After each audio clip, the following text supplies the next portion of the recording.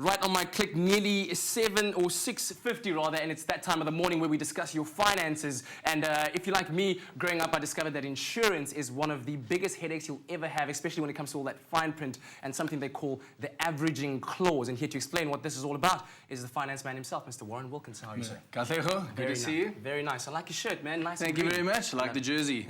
Good weather for that one. Yes. Let's talk about the averaging clause. Exactly what is it, first of all? Yeah, I think it's one of the major things. You know, short-term insurance for most people is the necessary evil. But the problem is when you have a loss or when you suffer a particular catastrophe, that is when you say, well, I wish I had, or I wish I did this, etc. So it is absolutely crucial. And what we want to deal today is really with the major effects that deals with two major components of your short-term portfolio. The one is the average clause, which deals with the underinsurance when it comes to your contents. Okay. And to illustrate it very, very simply is that if you go to the insurer and you tell him that you've got 100,000 rands worth of an insured value on your contents. So we're talking about your sofa, your kitchen equipment, all the stuff inside that's movable. And what happens then is you take a thumbsuck and you say, well, it's 100,000 rand, and you put that down as a sum insured. Yeah.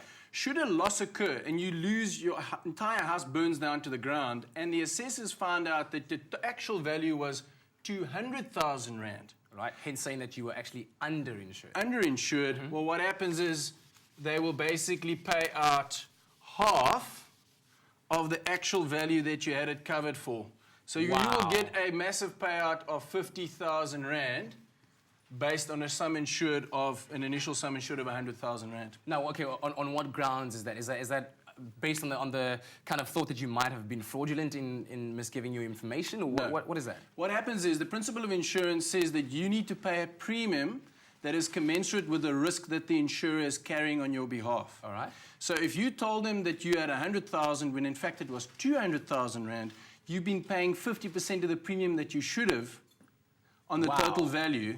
Wow. Hence the reason why you need to carry 50% of the loss yourself. So even though you were actually paying a premium that was equal to that insured amount of money, that is, wow, that's bad So it news. comes down to the total sum at risk. Now, I have some of my clients who say, well, Warren, I only want to insure the fridge and the flat screen TV. Why do I need to insure everything else? The problem is there, of course, is that not everybody that looks through the window values what you value. And so hence you need to make sure that everything that is movable in your property is properly insured and adequately insured. Okay.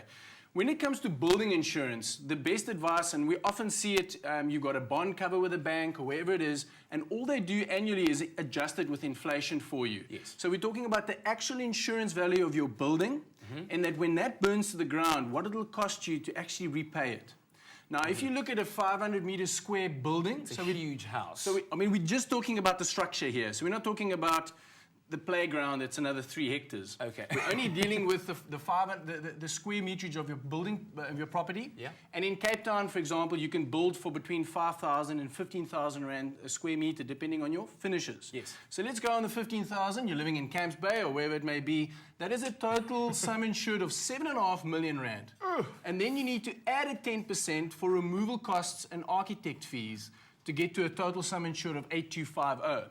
So as a very simple example, the viewers can use the square meterage of their property multiplied by the square meterage of the building costs to get to a value, adding 10% to make sure that that sum insured value on their building cover is adequate. Yeah.